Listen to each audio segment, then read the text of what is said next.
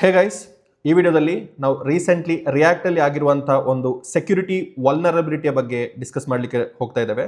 ನಿಮಗೆ ಇದು ಆಲ್ರೆಡಿ ಗೊತ್ತಿರ್ಬೋದು ಅಥವಾ ನಿಮ್ಮ ಕಂಪನೀಸಲ್ಲಿ ಆಲ್ರೆಡಿ ಡಿಸ್ಕಸ್ ಮಾಡಿರಬಹುದು that any companies which uses react, ಅದರಲ್ಲಿ ಸ್ಪೆಸಿಫಿಕಲಿ ರಿಯಾಕ್ಟ್ ಸರ್ವರ್ ಕಂಪೋನೆಂಟ್ಸ್ ಅನ್ನು ಯಾರಲ್ಲಿ ಯೂಸ್ ಮಾಡ್ತಾರೆ, ಸೊ ಅವರಿಗೆ ಈ ಪರ್ಟಿಕ್ಯುಲರ್ ಸೆಕ್ಯೂರಿಟಿ ವಲ್ನರಬಿಲಿಟಿ ಇಶ್ಯೂಸ್ ಬಂದಿದೆ. ಆ್ಯಂಡ್ ಏನಿದೆ ಇಶ್ಯೂಸ್ ಅಂತ ಹೇಳಿದರೆ, ನಿಮ್ಮ ರಿಯಾಕ್ಟ್ ಅಪ್ಲಿಕೇಶನ್ಸಲ್ಲಿ ಪ್ರಿಡಾಮಿನೆಂಟ್ಲಿ ಸರ್ವರ್ ಕಂಪೋನೆಂಟ್ಸ್ ಅಂತ ಹೇಳುವಾಗ ನಾವು ನೆಕ್ಸ್ಟ್ JS ಅನ್ನು ಹೇಳ್ತೇವೆ. ಸೊ ಆ ಅಪ್ಲಿಕೇಶನ್ಸಲ್ಲಿ ಅನ್ಅಥೆಂಟಿಕೇಟ್ ಆಗಿರುವಂಥ ರಿಮೋಟ್ ಕೋಡ್ ಎಕ್ಸಿಕ್ಯೂಷನ್ಸ್ ನಡೀತಾ ಇದೆ. ಸೊ ಬೇಸಿಕಲಿ ಹೇಳೋದು ಅಂತಿದ್ರೆ ಹ್ಯಾಕಿಂಗ್ ನಡೀತಾ ಇದೆ. ಸೊ ನಿಮ್ಮ ಸ್ಪೆಸಿಫಿಕ್ ಆಗಿರುವಂಥ ರಿಯಾಕ್ಟ್ ಸರ್ವರ್ ಕಂಪೋನೆಂಟ್ಸ್ ಮೇಲೆ ರಿಮೋಟ್ ಕೋಡ್ ಎಕ್ಸಿಕ್ಯೂಷನ್ ನಡೀತಾ ಇದೆ and that is really bad, right? So ಆ ಒಂದು ಕ್ರಿಟಿಕಲ್ ಸೆಕ್ಯೂರಿಟಿ ವಲ್ನರಬಿಲಿಟಿಯ ಬಗ್ಗೆ ನಾವು ಈ ಪರ್ಟಿಕ್ಯುಲರ್ ವಿಡಿಯೋದಲ್ಲಿ ಡಿಸ್ಕಸ್ ಮಾಡಲಿಕ್ಕೆ ನೋಡ್ತಾ ಇದ್ದೇವೆ. ಸೊ ಆನ್ 29th November ಇದನ್ನು ರೇಸ್ ಮಾಡಿರೋದು by a person called as Lachlan Davidson ಅಂತ ಹೇಳಿರುವಂಥ ಒಂದು ವ್ಯಕ್ತಿ ಈ ಪರ್ಟಿಕ್ಯುಲರ್ ಇಶ್ಯೂ ಅನ್ನು ರೇಸ್ ಮಾಡಿರೋದು. ಸೊ ಬೇಸಿಕಲಿ ಏನು ಮಾಡ್ತಿದೆ ಅಂತ ಹೇಳಿದ್ರೆ, ರಿಯಾಕ್ಟ್ ಅಲ್ಲಿರುವಂಥ ಸರ್ವರ್ ಫಂಕ್ಷನ್ಸ್ ಅಥವಾ ಸರ್ವರ್ ಕಾಂಪೊನೆಂಟ್ಸಿಗೆ ನೀವು ನಿಮ್ಮ ಸೈಡಿಂದ ಡೇಟಾವನ್ನು ಪಾಸ್ ಮಾಡಲಿಕ್ಕೆ ಆಗುತ್ತೆ. ಸೊ ಯಾಕೆ? ಬಿಕಾಸ್ ಇಲ್ಲಿ ಕಂಪ್ಲೀಟ್ಲಿ ಸರ್ವರಲ್ಲಿ ನೀವು ಡೇಟಾ ಫೆಚಿಂಗ್ ಹಾಗೂ ಅದನ್ನು ಕ್ಲೈಂಟಿಗೆ ಫಾರ್ವರ್ಡ್ ಮಾಡುವಂಥ ಒಂದು ಫೆಸಿಲಿಟೀಸ್ ನಿಮಗೆ ರಿಯಾಕ್ಟ್ ಸರ್ವರ್ ಕಾಂಪೊನೆಂಟ್ಸಲ್ಲಿ ಬರುತ್ತೆ. ಸೊ ಹಾಗೆ ಬರುವಾಗ ಡೆಫಿನೆಟ್ಲಿ ನಿಮಗೆ ಇದರಲ್ಲಿ ಔಟ್ಸೈಡ್ ಇಂದ ಡೇಟಾ, ರಿಮೋಟ್ ಡೇಟಾ ಎಕ್ಸಿಕ್ಯೂಷನ್ ಮಾಡಲಿಕ್ಕೆ ನಡೀತಾ ಇದೆ ಎಂಬುದಾಗಿ ಇವರು ರೇಸ್ ಮಾಡಿದ್ದಾರೆ. ಸೊ ಇದು ಯಾಕೆ ನಡೀತಾ ಇದೆ ಎಂಬುದಾಗಿ ನಾವು ಡೀಟೇಲ್ ಆಗಿ ನೋಡೋಣ. ಸೊ ಕ್ಲೈಂಟ್ ಕಾಂಪೊನೆಂಟ್ಸ್ ಹಾಗೂ ಸರ್ವರ್ ಕಾಂಪೊನೆಂಟ್ಸ್, ರಿಯಾಕ್ಟ್ ಯಾವ ರೀತಿ ವರ್ಕ್ ಆಗುತ್ತೆ, ರಿಯಾಕ್ಟ್ ಸರ್ವರ್ ಕಾಂಪೊನೆಂಟ್ಸ್ ಅಲ್ಲಿ ಅಥವಾ ರಿಯಾಕ್ಟ್ ಸರ್ವರ್ ಫಂಕ್ಷನ್ಸ್ ಅಂದ್ರೆ ಏನು ಅಂತ ಎಕ್ಸಾಕ್ಟ್ಲಿ ವಿತ್ ಎಕ್ಸಾಂಪಲ್ ನಾವು ನೋಡೋಣ. ಬಟ್ ಅದಕ್ಕಿಂತಲೂ ಮುಂಚೆ ಈ ಒಂದು vulnerability has a score of 10, right? So CVE ಅಂತ ಹೇಳಿದ್ರೆ ವಲ್ನರಬಿಲಿಟಿ ಎಕ್ಸ್ಪೋಷರ್. ಓಕೆ, ಸೊ ಆ ಒಂದು ರಿಪೋರ್ಟ್ ಪ್ರಕಾರ, ಅವರೊಂದು ಡಿಸ್ಕ್ಲೋಸ್ ಮಾಡಿರುವಂಥ ರಿಪೋರ್ಟ್ ಪ್ರಕಾರ ಅದರ ಸ್ಕೋರ್ ಬಂದ್ಬಿಟ್ಟು 10 ಅಲ್ಲಿ ಇದೆ. CVSS ಅಂದ್ರೆ ಸ್ಕೋರಿಂಗ್ ರೇಟ್ ಹೇಗಿದೆ, 10 ಅಲ್ಲಿ ಇದೆ and that is really bad. Okay, so what they ಅವರೆಂತ ತೋರಿಸಿದ್ದಾರೆ ಅಂತ ಹೇಳಿದ್ರೆ, ಸ್ಕೋರ್ 10.0ದಲ್ಲಿದೆ ಆ್ಯಂಡ್ ಸಿವಿಯರಿಟಿ ವೆರಿ ಕ್ರಿಟಿಕಲ್ ಇದೆ and it is coming from React. So ಯಾರೆಲ್ಲ ರಿಯಾಕ್ಟ್ ಅಪ್ಲಿಕೇಶನ್ಸ್ ಯೂಸ್ ಮಾಡ್ತಿದ್ದಾರೆ, ಯಾವುದೆಲ್ಲ ಕಂಪನೀಸ್ ರಿಯಾಕ್ಟ್ ಅಪ್ಲಿಕೇಶನ್ಸ್ ಯೂಸ್ ಮಾಡ್ತಿದ್ದಾರೆ, ಅವರಿಗೆ ಸೀರಿಯಸ್ ಆಗಿ ಈ ಪರ್ಟಿಕ್ಯುಲರ್ ಬಿಸ್ನೆಸ್ ಇಂಪ್ಯಾಕ್ಟ್ ಆಗಿದೆ. And there are few companies, ಚೈನಾದಿಂದ ಕೆಲವು ಮಲೇಷಿಯಸ್ ಆಗಿರುವಂಥ ರಿಕ್ವೆಸ್ಟ್ ಅವರ ಸರ್ವರ್ಸಿಗೆ ಬಂದಿದೆ ಎಂಬುದಾಗಿ ಕೂಡ ರಿಪೋರ್ಟ್ ಮಾಡಿದ್ದಾರೆ. So for you to understand very important ವಿಷಯ ಏನಂತ ಹೇಳಿದ್ರೆ, ರಿಯಾಕ್ಟ್ ಹೇಗೆ ವರ್ಕ್ ಆಗುತ್ತೆ ಎಂಬುದಾಗಿ ನಿಮಗೆ ಗೊತ್ತಿರಬೇಕು ಫಾರ್ ದಿಸ್ ಟು ಅಂಡರ್ಸ್ಟ್ಯಾಂಡ್. ಇಲ್ಲ ಅಂತಿದ್ರೆ ನೆಕ್ಸ್ಟ್ ರಿಯಾಕ್ಟ್ ಅಲ್ಲಿ ಕ್ಲೈಂಟ್ ಸೈಡ್ ರೆಂಡರಿಂಗ್ ಹಾಗೂ ಸರ್ವರ್ ಸೈಡ್ ರೆಂಡರಿಂಗ್ ಎಂಬುದಾಗಿ ಏನಂತ ಗೊತ್ತಾದ್ರೆ that will be much more beneficial. ನಿಮ್ಗೆ ಇನ್ನೂ ಬೆನಿಫಿಷಿಯಲ್ ಆಗಿ ಈ ಇಶ್ಯೂಸ್ ಹೇಗೆ ಬಂತು ಎಂಬುದಾಗಿ ಗೊತ್ತಾಗ್ಲಿಕ್ಕೆ ಆಗುತ್ತೆ. ಸೊ ನಿಮಗೆ ರಿಯಾಕ್ಟ್ ಗೊತ್ತಿರುವ ಹಾಗೆ, react is just JavaScript library. So JavaScript language use ಮಾಡಿಕೊಂಡು ಬಿಲ್ಡ್ ಮಾಡಿರುವಂಥ ಒಂದು ಕ್ಲೈಂಟ್ ಸೈಡ್ ಲೈಬ್ರರಿ ಅಷ್ಟೇ ರಿಯಾಕ್ಟ್ ಅಂದರೆ. ಸೊ ಪ್ರಿಡಾಮಿನೆಂಟ್ಲಿ ಅದು ಬ್ರೌಸರಲ್ಲಿ ರನ್ ಆಗುವಂಥ ಒಂದು ಲೈಬ್ರರಿ. ಸೊ ನೀವೊಂದು ರಿಯಾಕ್ಟ್ ಅಪ್ಲಿಕೇಶನ್ ಬಿಲ್ಡ್ ಮಾಡೋದು ಅಂತಿದ್ರೆ, ಆ ರಿಯಾಕ್ಟ್ ಅಪ್ಲಿಕೇಶನ್ ಅನ್ನು ನೀವು ಒಂದು ಸರ್ವರಲ್ಲಿ ಹೋಸ್ಟ್ ಮಾಡ್ತೀರಿ. ಆ ಹೋಸ್ಟ್ ಮಾಡಿರುವಂತಹ ಸರ್ವರಿಗೆ ನೀವು basically for example www.xyz.com is a react application. ಆ ಅಪ್ಲಿಕೇಶನ್ ಅನ್ನು ನೀವು ಬರೀ ರಿಯಾಕ್ಟ್ ಅಲ್ಲಿ ಬಿಲ್ಡ್ ಮಾಡಿದ್ರೆ, ಆ ಅಪ್ಲಿಕೇಶನ್ ಬಂದ್ಬಿಟ್ಟು ಒಂದು ಸರ್ವರ್ ಅಲ್ಲಿ ಹೋಸ್ಟ್ ಆಗಿರುತ್ತೆ. ಸೊ ನೀವು ಯಾವುದಾದ್ರೂ ರಿಕ್ವೆಸ್ಟ್ ಮಾಡೋದು ಅಂತಿದ್ರೆ ಆ ವೆಬ್ಸೈಟಿಗೆ, ಫಾರ್ ಎಕ್ಸಾಂಪಲ್ xyz.com ಅಂತ ರಿಕ್ವೆಸ್ಟ್ ಮಾಡಿದಾಗ ಒಂದು HTTP ರಿಕ್ವೆಸ್ಟ್ ಆ ಸರ್ವರಿಗೆ ಹೋಗುತ್ತೆ. ಆ ಸರ್ವರ್ ಇಂದ ಒಂದು ಪ್ಲೇನ್ ಆಗಿರುವಂತಹ HTML ಫೈಲ್ ಮಾತ್ರ ಬ್ರೌಸರಿಗೆ ರಿಟರ್ನ್ ಆಗುತ್ತೆ. ಆ ಪ್ಲೇನ್ ಆಗಿ ರಿಟರ್ನ್ ಆಗಿರುವಂತಹ HTML ಫೈಲ್ ಏನು ಬ್ರೌಸರಿಗೆ ರಿಟರ್ನ್ ಆಗುತ್ತೋ, ಆ ಬ್ರೌಸರ್ ಇಂದ ಮತ್ತೆ ಅದರ ಜಾವಾಸ್ಕ್ರಿಪ್ಟ್ ಡೌನ್ಲೋಡ್ ಆಗಿ, so the entire execution of the code happens inside the browser rather than the server. Okay, so this is typical React. ಅಂದ್ರೆ ಬೇಸಿಕಲಿ ಇದು ರಿಯಾಕ್ಟ್ ಅಪ್ಲಿಕೇಶನ್ಸ್ ಹೇಗೆ ಕ್ಲೈಂಟ್ ಸೈಡ್ ಅಲ್ಲಿ ರೆಂಡರ್ ಆಗೋದು. ಈಗಲೂ ರಿಯಾಕ್ಟ್ ಅಪ್ಲಿಕೇಶನ್ಸ್ ಹೀಗೆ render ಆಗ್ತಾ ಇರುವಂಥದ್ದು.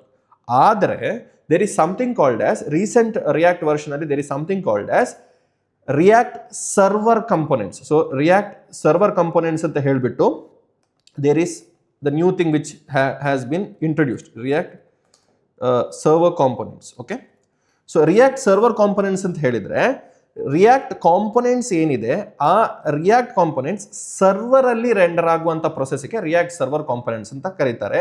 ಸೊ ಈ ಕಾನ್ಸೆಪ್ಟ್ ಮೇಲೆ, ರಿಯಾಕ್ಟ್ ಸರ್ವರ್ ಕಾಂಪೊನೆಂಟ್ಸ್ ಕಾನ್ಸೆಪ್ಟ್ ಮೇಲೆ Vercel has build something called as next JS. So next JS ಅಂತ ಹೇಳಿದ್ರೆ ರಿಯಾಕ್ಟ್ ಇದು ಫುಲ್ ಸ್ಟ್ಯಾಕ್ ಫ್ರೇಮ್ ವರ್ಕ್ ಆಗಿರುತ್ತೆ.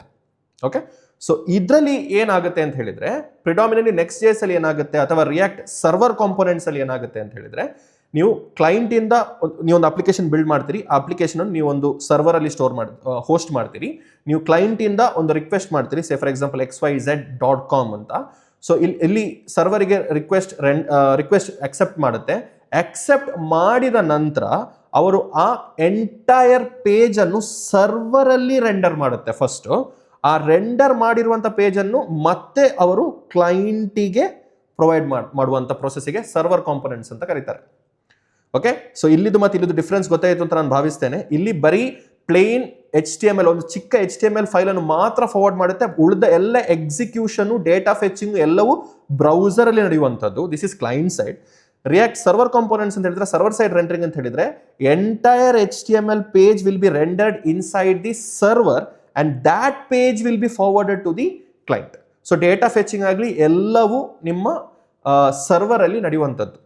ಸೊ ಒಂದು ಬಟನ್ ಕ್ಲಿಕ್ ಮಾಡೋದು ಅಂತಿದ್ರು ಬಟನ್ ಕ್ಲಿಕ್ ಮಾಡಿದಾಗ ಆ ಆನ್ ಕ್ಲಿಕ್ ಫಂಕ್ಷನ್ ಒಳಗೆ ಡೇಟಾಬೇಸ್ ಕ್ವೆರಿ, ಇಲ್ಲಿಂದ ಇಲ್ಲಿಗೆ ಏನು ಡೇಟಾ ಹೋಗುತ್ತೆ ಡೇಟಾಬೇಸ್ ಕ್ವೆರಿ ಎಲ್ಲನೂ ಸರ್ವರ್ ಅಲ್ಲಿ ನಡೆಯುವಂಥದ್ದು. ಆ ಸರ್ವರ್ ಅಲ್ಲಿ ನಡೆದ ನಂತರ ಆ ಡೇಟಾವನ್ನು ಫೆಚ್ ಮಾಡಿ ಮತ್ತೆ ಅದು ಬ್ರೌಸರಿಗೆ ಕಳಿಸುವಂಥದ್ದು. ಸೊ ಇಶ್ಯೂ ಬಂದಿರೋದು ಈ ಸರ್ವರ್ ಸೈಡ್ ಕಾಂಪೊನೆಂಟ್ಸ್ ಅಲ್ಲಿ, ಈ ಸರ್ವರ್ ಅಲ್ಲಿ ರೆಂಡರ್ ಆಗುವಂತಹ ಕಾಂಪೊನೆಂಟ್ಸ್ ಅಲ್ಲಿ ಈ ಇಶ್ಯೂ ವಲ್ನರಬಿಲಿಟಿ ಇಶ್ಯೂ ಬಂದಿರುವಂಥದ್ದು. ಸೊ ಈ ಸರ್ವರಿಗೆ ಈಗ ನಿಮಗೆ ರ್ಯಾಂಡಮ್ ಆಗಿ ಯಾರಿಗೆ ಬೇಕಿದ್ರು ಅಥೆಂಟಿಕೇಶನ್ ಇಲ್ಲದೆ ಆಕ್ಸೆಸ್ ಮಾಡಲಿಕ್ಕೆ ಆಗುತ್ತೆ because of this vulnerability issue. ಈ ಇಶ್ಯೂಯಿಂದಾಗಿ ಎನಿವನ್ ರಿಮೋಟ್ ಕೋಡ್ ಎಕ್ಸಿಕ್ಯೂಟ್ ಮಾಡುವ ಯಾರಿಗೂ ಬೇಕು ಅಂತಿದ್ರು ಈ ಸರ್ವರ್ ಒಳಗೆ ಹೋಗ್ಲಿಕ್ಕೆ ಆಗುತ್ತೆ. So if any companies who are using Next JS in as their server side component, ಅವರು ಸ್ವಲ್ಪ ಕೇರ್ಫುಲ್ ಆಗಿರಬೇಕು. ಅಥವಾ ಈಗ ಆಲ್ರೆಡಿ ಆ ಇಶ್ಯೂ ಅನ್ನು ಪ್ಯಾಚ್ ಮಾಡಿದ್ದಾರೆ, ಬಟ್ ಇನ್ನೂ ಕೇರ್ಫುಲ್ ಆಗಿರಬೇಕು ಬಿಕಾಸ್ ಸರ್ವರ್ ಸೈಡ್ ರೆಂಡರಿಂಗ್ ಅಲ್ಲಿ ಈ ಇಶ್ಯೂ ಬರ್ತಾ ಇದೆ. ಸೊ ಇದಕ್ಕೆ ಅಗೇನ್ ಡೆಪ್ತ್ ಆಗಿ ಹೋಗೋದಂತಿದ್ರೆ ನೆಕ್ಸ್ಟ್ ಜೇಸ್ ಇದು ಅಥವಾ ಸರ್ವರ್ ಸೈಡ್ ಕಾಂಪೊನೆಂಟ್ಸ್ ನಿಮ್ಗೆ ಇನ್ನೂ ಡಿಸ್ಕಷನ್ಸ್ ಮಾಡ್ಬೋದು, but it's a very very critical issues ಆಗಿ ಬರ್ತಾ ಇದೆ. So this is how you should understand what is, ನೀವು ಯಾವಾಗ ಸರ್ವರ್ ಸೈಡ್ ರೆಂಡರ್ ಮಾಡಬೇಕು ನಿಮ್ಮ ಕಾಂಪೊನೆಂಟ್ಸ್ ಅನ್ನು ಅಥವಾ ಕ್ಲೈಂಟ್ ಸೈಡ್ ಬರಬೇಕು ಅಂತ. ನಾರ್ಮಲಿ ನಾನು ಕೂಡ ಸುಮಾರು ನೆಕ್ಸ್ಟ್ ಜೇಎಸ್ ಅಪ್ಲಿಕೇಶನ್ಸ್ ಅಲ್ಲಿ ವರ್ಕ್ ಮಾಡಿದ್ದೇನೆ, but I always believed back end should be separate and front end should be separate. Back end ನಿಮಗೆ ಪ್ರಿಡಾಮಿನೆಂಟ್ಲಿ ಎಕ್ಸ್ಪ್ರೆಸ್ ವಿತ್ ನೋಡ್ ಅಲ್ಲಿ ಮಾಡ್ಕೊಳ್ಬಹುದು and just client side JavaScript use ಮಾಡಿಕೊಂಡು ಅಥವಾ ರಿಯಾಕ್ಟ್ ಯೂಸ್ ಮಾಡಿಕೊಂಡು ಡೇಟಾವನ್ನು JSON ಮುಖಾಂತರ ಕಮ್ಯುನಿಕೇಟ್ ಮಾಡಬಹುದು.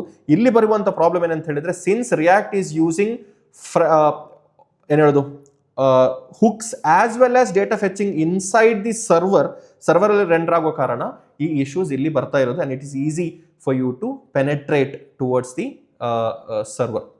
Okay, so this is a issue what we are commonly facing now. And ಇದು ದೊಡ್ಡ ಇಶ್ಯೂಸ್ಗೆ ಅಂಡ್ ತುಂಬಾ ಬಿಸ್ನೆಸ್ಗೆ ಇಂಪ್ಯಾಕ್ಟ್ ಆಗಿದೆ. ಒಂದು ಕ್ರಿಟಿಕಲ್ ಥಿಂಗ್ ಏನಂತ ಹೇಳಿದ್ರೆ ಇಂಡಿಯನ್ ಗೌರ್ಮೆಂಟ್ ಕೂಡ ಇದರಲ್ಲಿ ಇಂಟರ್ಫಿಯರ್ ಆಗಿದೆ. ಅವರು ಕೂಡ ಪಬ್ಲಿಕಲಿ ಆಕ್ಸೆಸಬಲ್ ಆಗಿರುವಂತಹ IP ಅಡ್ರೆಸಸ್ಗಳಿಗೆ ಇಮೇಲ್ ಅನ್ನು ಕಳಿಸಿದ್ದಾರೆ ಟೆಲ್ಲಿಂಗ್ ದಟ್ ದಿಸ್ ಇಶ್ಯೂ ಈ ತರ ಇಶ್ಯೂಸ್ ಇದೆ, ಆದಷ್ಟು ಬೇಗ ಪ್ಯಾಚ್ ಅಪ್ ಮಾಡ್ಕೊಳ್ಳಿ ಅಂತ.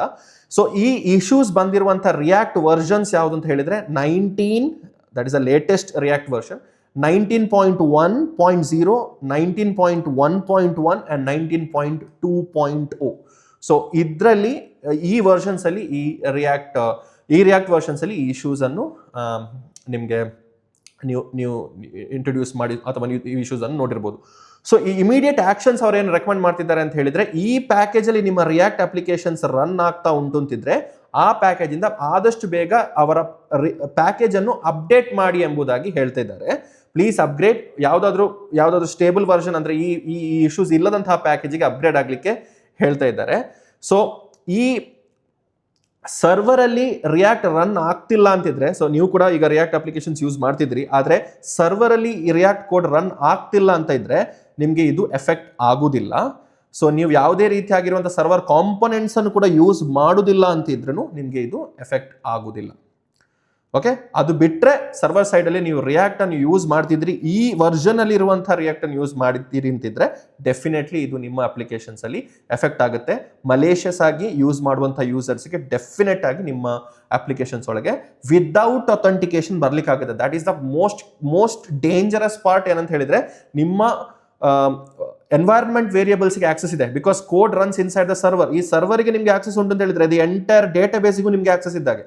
And you know what happens when you get access to the database. So ಅದು ತುಂಬ important guys. I think I really want to stress on the fact ಅದು ಎಷ್ಟು ಇಂಪಾರ್ಟೆಂಟ್ ಅಂತ.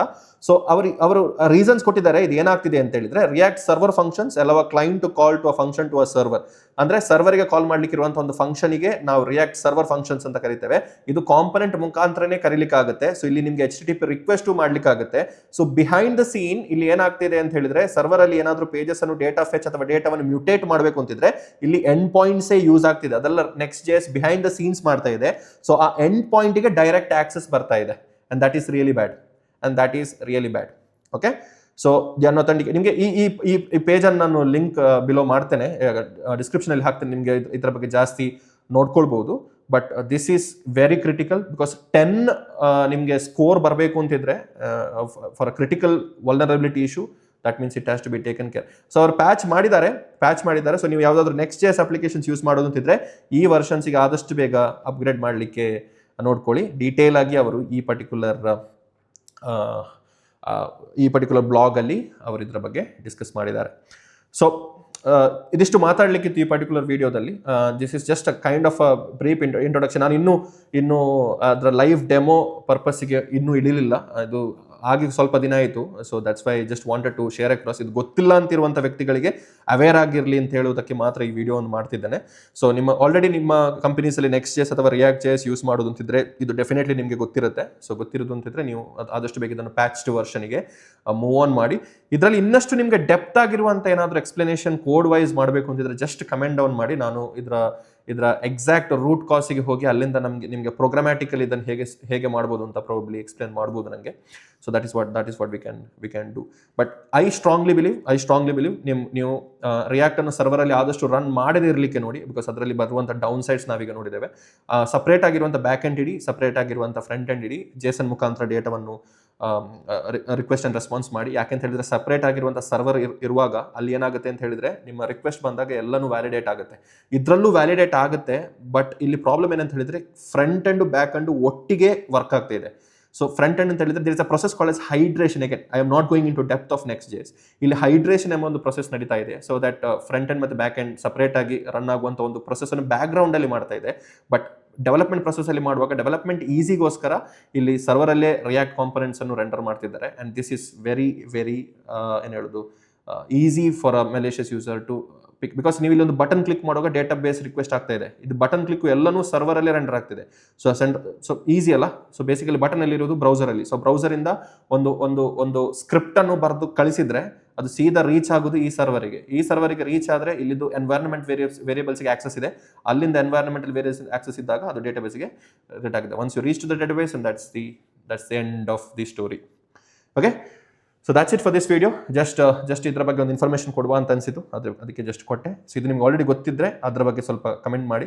ಆ್ಯಂಡ್ ಇನ್ನೂ ಸ್ವಲ್ಪ ಡೆಪ್ತ್ ಆಗಿರುವಂಥ ಇನ್ಫಾರ್ಮೇಷನ್ ಬೇಕು ಅಂತಿದ್ರೆ definitely we can talk about it. So until then happy learning and let's see how ಯಾವುದೆಲ್ಲ ಹೊಸ ಫ್ರೇಮ್ವರ್ಕ್ಸನ್ನು ಯೂಸ್ ಮಾಡ್ಬೋದು ಅಂತ. ಸೊ ಒಂದು ಚಿಕ್ಕ suggestions, there is something called as TanStack Start ಅಂತ ಹೇಳ್ಬಿಟ್ಟು ಹೊಸ ಫ್ರೇಮ್ವರ್ಕ್ ಇದೆ. I think that is really good ನನ್ನ ಪ್ರಕಾರ. ನಾನು ಜಸ್ಟ್ ಮೊನ್ನೆ ರೀಸೆಂಟ್ಲಿ ಇದರಲ್ಲಿ ಸ್ವಲ್ಪ ವರ್ಕ್ ಮಾಡಿದ್ದೇನೆ. Good framework to get started. ನಿಮಗೆ ಆದಷ್ಟು ಫುಲ್ ಸ್ಟ್ಯಾಕ್ ಕೆಪಬಿಲಿಟೀಸ್ ಅನ್ನು ಕೊಡುತ್ತೆ. ಇಲ್ಲಿ ನಿಮ್ಮ ರಿಯಾಕ್ಟ್ ಕ್ಲೈಂಟಲ್ಲೇ ರನ್ ಆಗೋದು, ಸರ್ವರಲ್ಲಿ ರನ್ ಆಗೋದಲ್ಲ. So you can migrate if needed to TanStack Start. ಇಲ್ಲ ಅಂತಿದ್ರೆ ನಾರ್ಮಲ್ ಆಗಿ ಮರ್ನ್ ಅಪ್ಲಿಕೇಶನ್ ರನ್ ಮಾಡ್ಕೊಳ್ಳಿ. Where it helps you separate ಆಗಿರುವಂಥ ಫ್ರಂಟ್ ಎಂಡ್ ಮತ್ತು ಬ್ಯಾಕ್ ಎಂಡ್ ಇಡಲಿಕ್ಕೆ ಟ್ರೈ ಮಾಡಿ. Okay, with that said thank you so much for watching and feel free to like and share this particular video. Thank you.